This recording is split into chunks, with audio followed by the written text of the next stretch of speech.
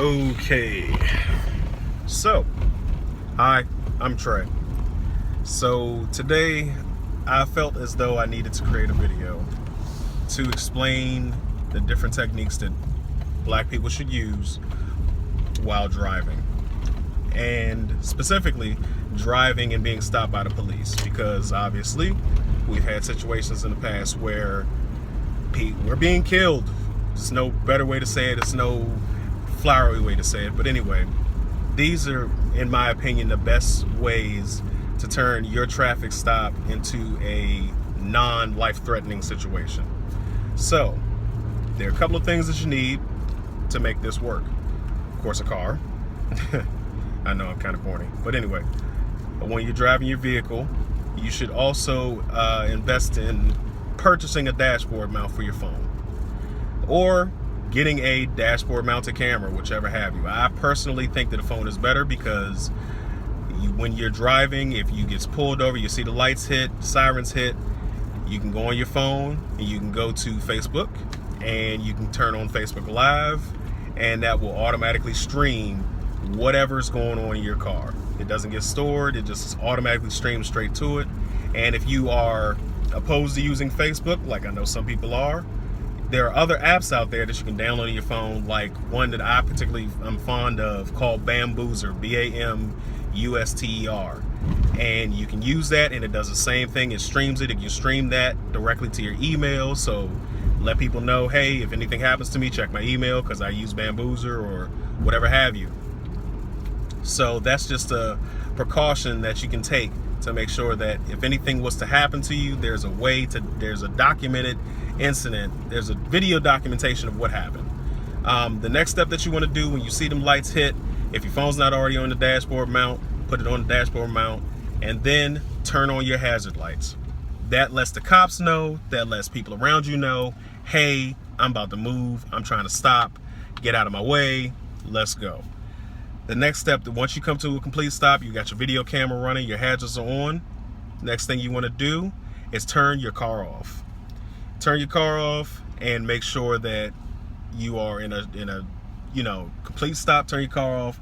Make sure that nothing is going on. Your music's not blasting. Don't give them any reason to feel as though you're threatening, you're anything. And I know it sounds like I'm being soft right now. I don't even care. This is about your life. And you got to think to yourself, is not being humble and, calming yourself down and doing the stuff that I'm telling you to do, is it worth your life? Once your car's stopped, the next step that I want you to take is to get yourself situated. Get your license, get your registration. They ask for it every single time they pull people over. Take them out if you can, if you have the chance. Put them on your dashboard. Also, take the keys out of the ignition. Put them on the dashboard. You want everything laid out flat so they can see it. Here's my license, here's my registration. That way they can't say you're reaching for anything. It usually takes cops about 10 to 15 seconds to get from their cruiser to your car. So in that time, reach your glove compartment, do what you gotta do. If you don't have time to do it, if they're approaching your car quickly, the next step that you wanna do is put both hands on the steering wheel. If you got passengers in the back seat or on the passenger side in the front, roll down all your windows so they can see into your car. Have them extend their hands out the windows and tell them to keep them there. I know it sounds crazy, but you know what? We want to keep people alive. We want to keep the stupid stuff that's been happening from happening to anybody else. So if they want to keep things on a positive note for this stop, as positive as they possibly can be, put your hands out the window so they can see them. Don't move, don't answer your phone, don't do anything. The only thing we need to keep running is this phone. Now, the next thing you want to do when a cop comes up to your window, after they introduce themselves, whatever have you, let them know, hey, just for my safety and yours, hands still on the steering wheel, by the way, for my safety and yours, I am recording this stop. I just feel safer with this video camera going, and, from then on in, it's up to the cop what happens next. Now, if you run into a situation where a police officer tells you you need to turn that off, blah, blah, blah, blah, and if nothing happens after that happens, you just have a video of a cop telling you that you're not allowed to exercise your amendment given rights. And, they're just turning you off. If something does happen, God forbid, I don't wish that on anybody.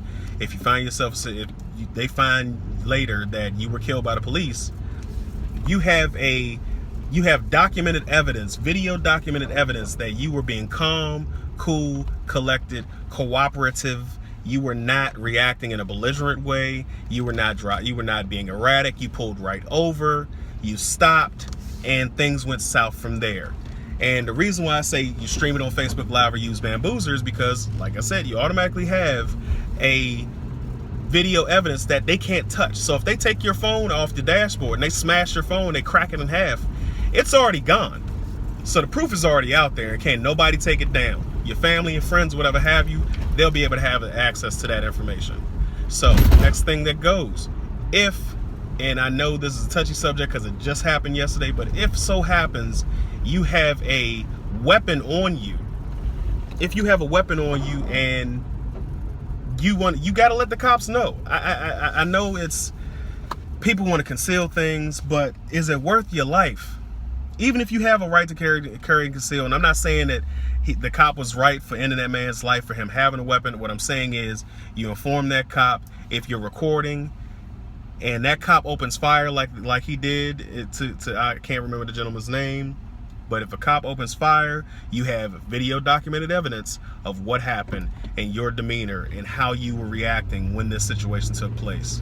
So there you have it.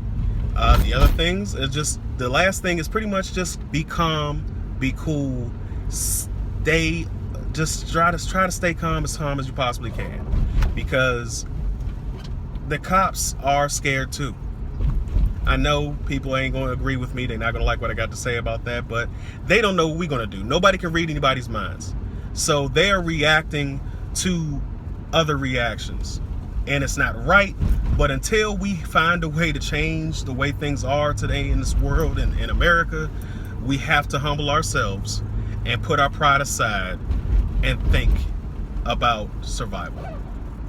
And in my opinion, the best way to survive is to take these steps. Get a dashboard mount for your phone. Don't text and drive. Don't give them a reason to pull you over.